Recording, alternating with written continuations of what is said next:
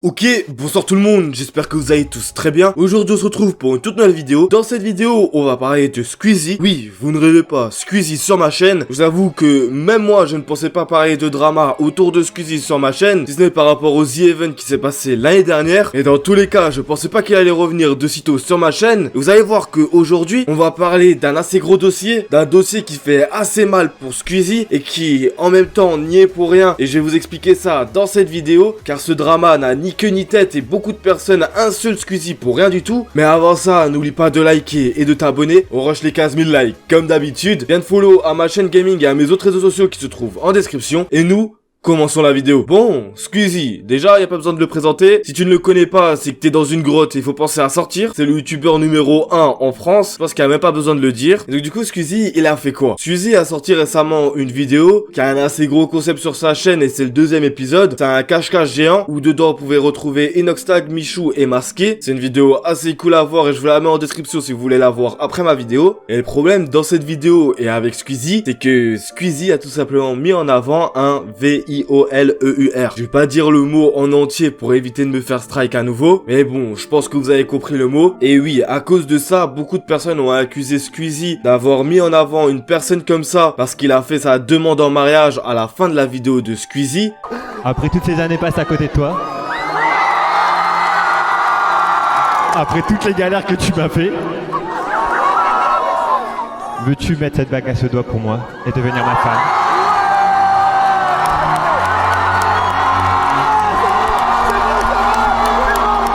Et donc du coup, pourquoi cette personne-là, qui à la fin de la vidéo de Squeezie, est accusée de VIOL? Et bah pour ça, je vais vous contextualiser un peu les choses. Sur Twitter, il y a une fille du nom de Laura qui a fait un tweet juste après la sortie de la vidéo de Squeezie où elle a dit tout simplement « Voir ton VIOLEUR passer pour un mec archi bien à la fin de la vidéo de Squeezie, plutôt cool pour commencer la journée. » Donc déjà à partir de là, les gens ils ont commencé à se poser des questions et ils ont commencé un peu à follow la personne pour voir ce qu'elle allait raconter après. Par la suite, elle a refait un autre tweet où elle a dit « J'ai le démon qu'il passe pour un mec bien grâce à la vidéo de Squeezie, alors qu'il a détruit ma vie et celle de dizaines de meufs, ce nananana. » Du coup, c'était assez flou. C'est des dires et il n'y a pas de preuves. Et vous allez voir par la suite qu'il y en a encore moins, si ce n'est un ou deux screens que je vais vous montrer juste après. Car après, elle dit en toutes ses tweets que si je peux rajouter, il a fait ça quand j'avais 14 ans et lui 20 ou 21, je sais plus. Donc là, on est sur du VIOL et sur du PEDO. Et suite à ça, beaucoup de personnes se sont questionnées et ont demandé sous le tweet de cette Laura si c'était bien le mec qui a demandé en mariage. Et elle a dit exactement. Donc on parle bien de ce mec là. Et donc du coup suite à ça, beaucoup de personnes ont demandé des preuves. Ce qui est logique quand tu dénonces un tel truc. Sauf qu'elle a dit vous me parlez de preuves etc.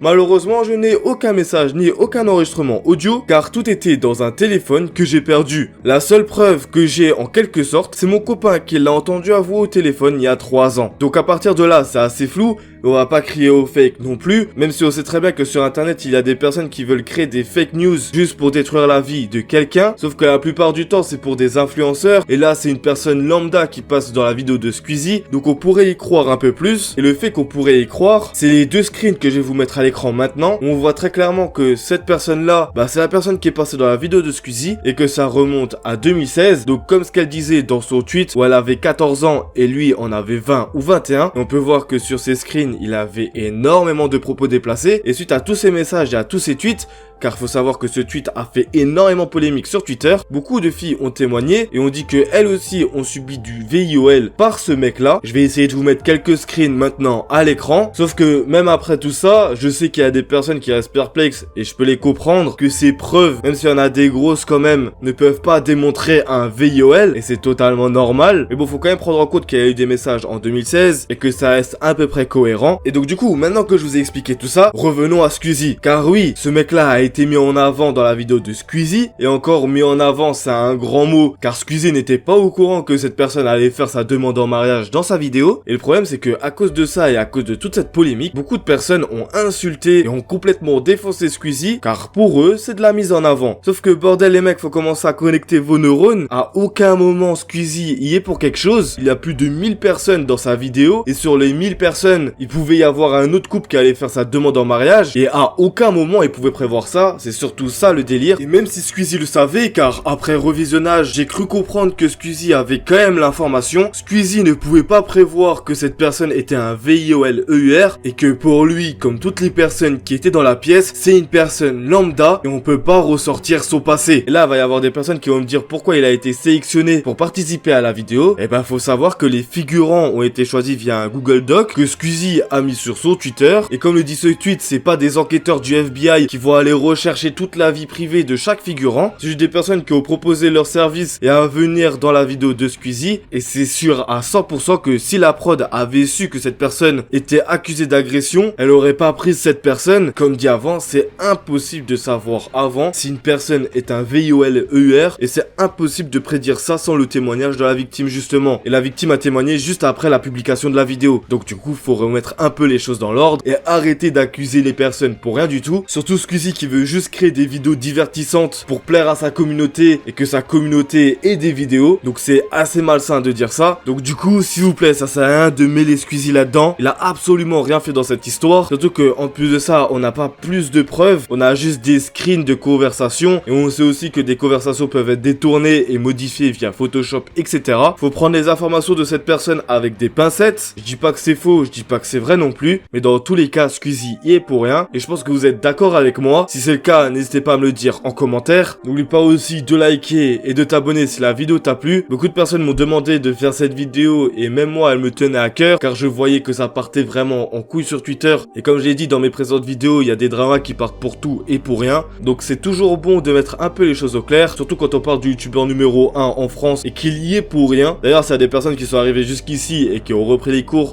bonne rentrée à vous. C'est aussi la rentrée pour moi, car je vais vous proposer énormément de vidéos durant cette année scolaire, et croyez-moi, il y a des projets qui sont en préparation et vous allez kiffer, donc restez tout simplement connectés, et pour cela, venez me follow sur mes réseaux qui se trouvent en description. Moi sinon, je vous laisse là, c'était Foufa, passez une bonne journée ou soirée, ciao.